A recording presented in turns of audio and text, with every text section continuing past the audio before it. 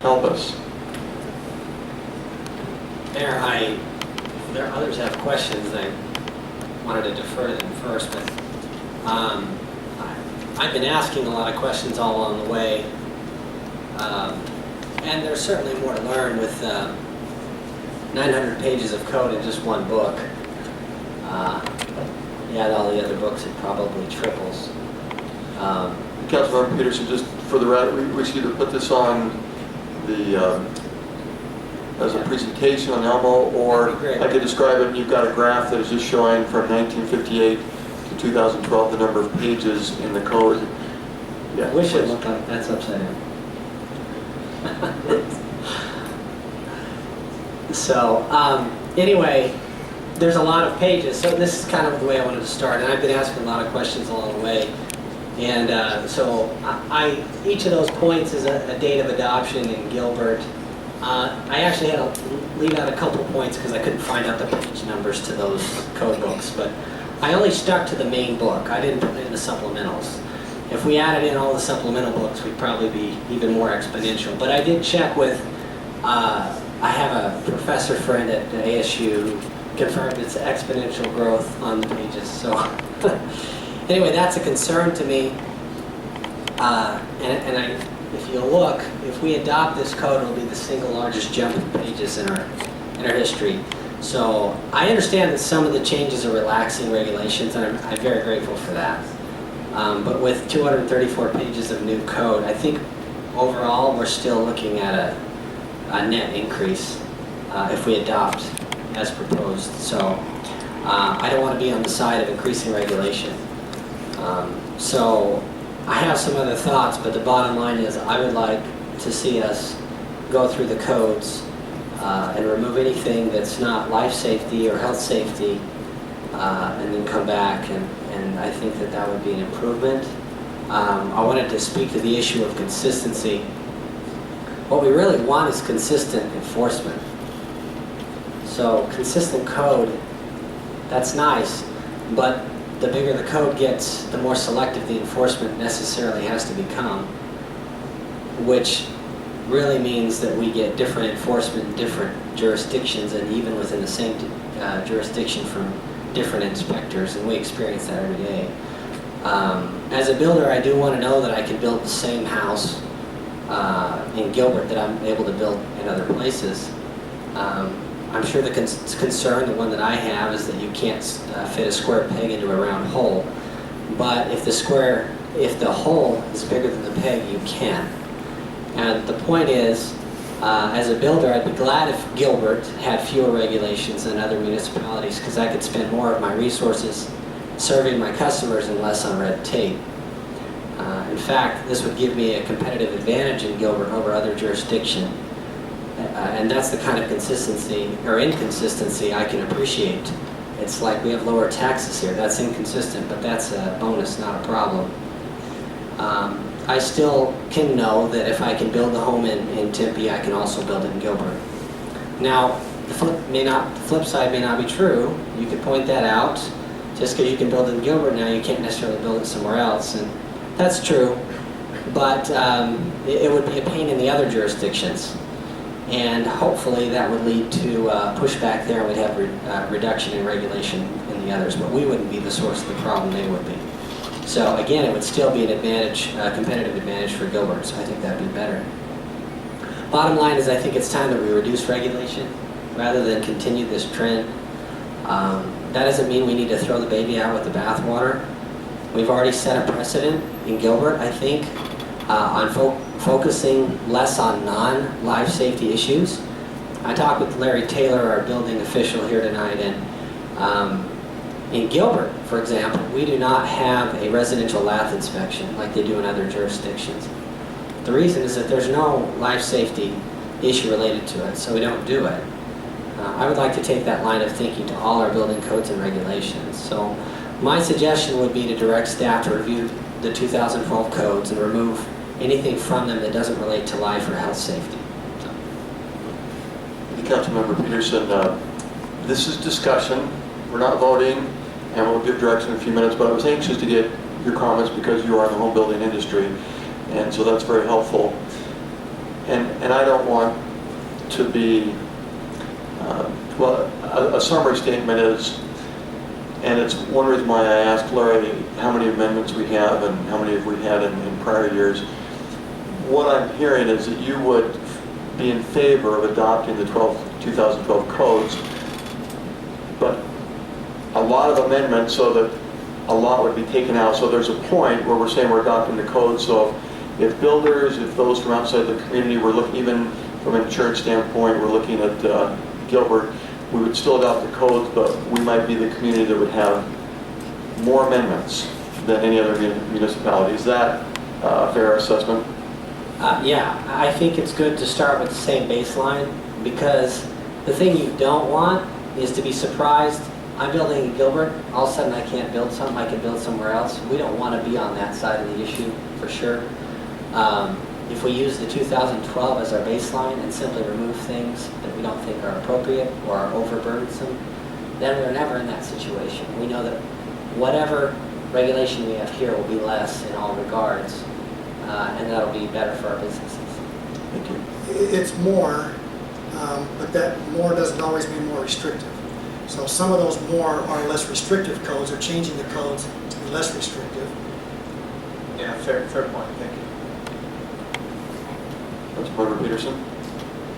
Mayor, it's a hard question to answer. He's right that there's 104 pages added to just the wall design section.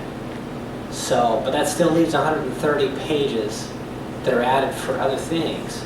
So, and you look at there have been exceptions that are added too. But there's been very little deleted, Mayor. I looked through, and as a general rule, more pages generally mean more regulation.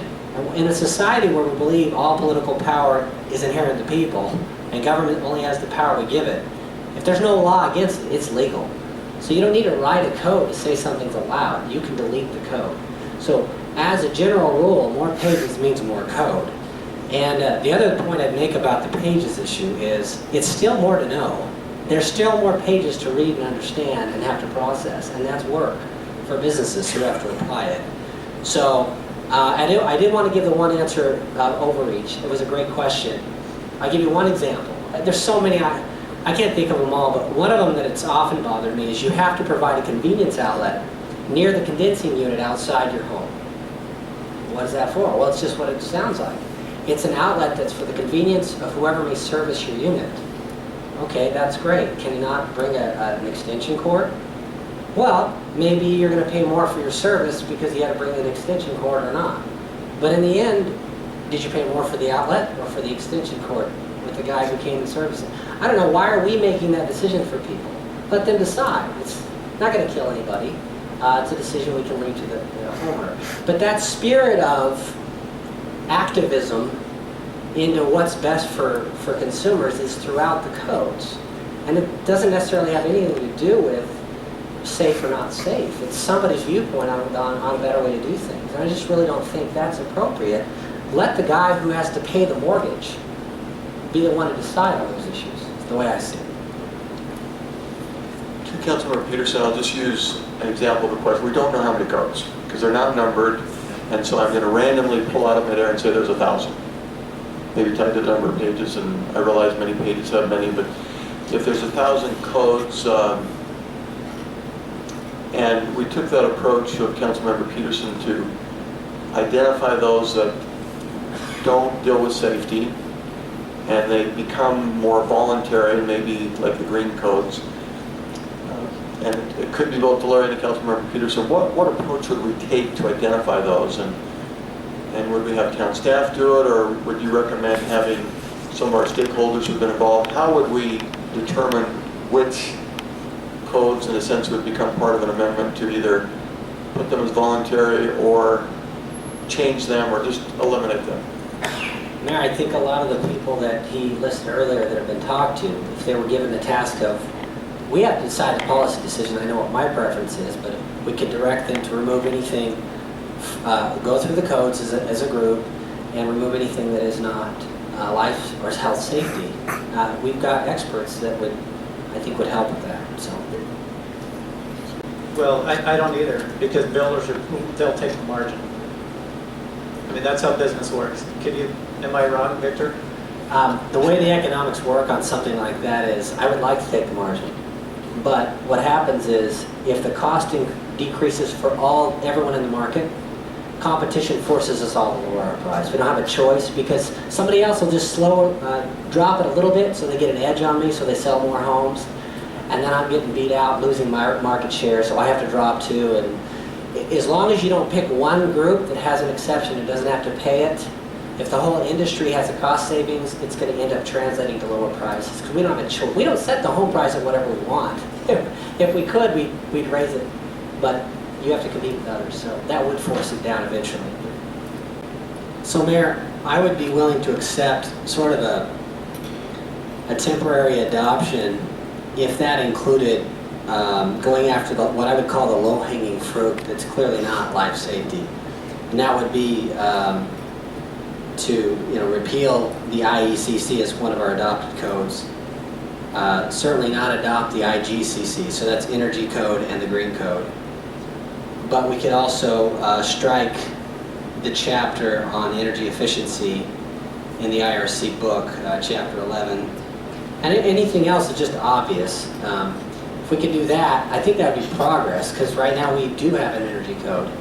And that would be less regulation than where we are now. But I would still like the follow-up.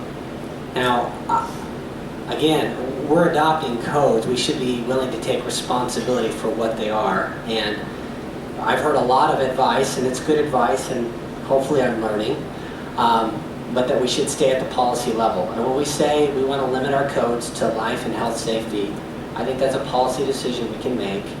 And just like Larry Taylor and his group came up with the idea of not doing lab inspections, they have the ability to apply that standard. And I think we could have a follow-up update maybe 6 months later that include further reductions based on that direction. And just a summary of that would be to move forward, get this on a town council agenda with that policy to continue, if something was adopted, to look for the major policy of the safety, life considerations and so forth. Is that correct? Yeah, so basically, I would be willing to look at an adoption that removed the low-hanging fruit, but I would also want a commitment to follow up to dig a little deeper at a specific date after. I just want to ask a question to the council. Can we all agree that the energy conservation and green codes are not life safety? If we can agree on that, then we at least have one clear direction for staff. Otherwise, I'm not sure they're going to be clear. I agree with you. It can be difficult to define, but I figured that those two would be kind of obvious. Well, I mean, back to like the plumbing. I've met with the plumbing folks. They feel like supporting the plumbing code is a great thing to do.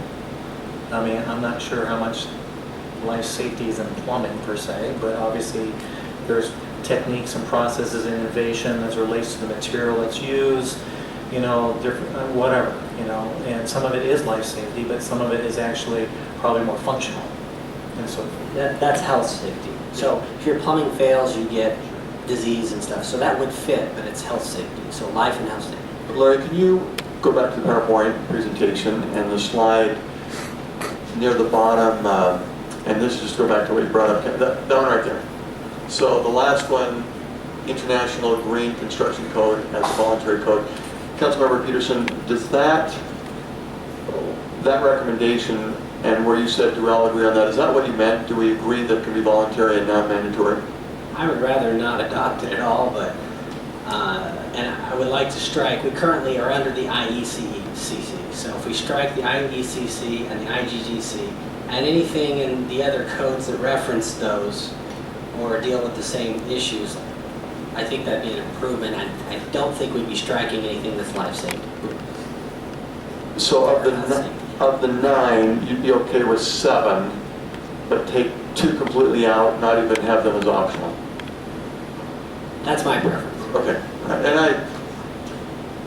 I'm not sure if you want to give any input on that. Well, I think that's fair because, the experts in the industry did come up with these recommendations, so they should know what they are, and then they can broadcast them and market them, and if they're the latest and greatest, we'll see them anyways, and consumers will vote with the dollar. And to those that are ready to proceed, and this is Councilmember Peterson, Vice Mayor Cooper, Councilmember Daniels, is there, if we went to August 15th, are there some questions that you would like staff to have answered, or hearing all the information today, or would we be ready for a discussion? Mayor, again, I'm trying to keep it simple at this point, and I just would want to see at least have an option, and maybe there's not consensus on this, but if one of the options was to adopt the code striking all the energy and green out of it, that would be great to have that option.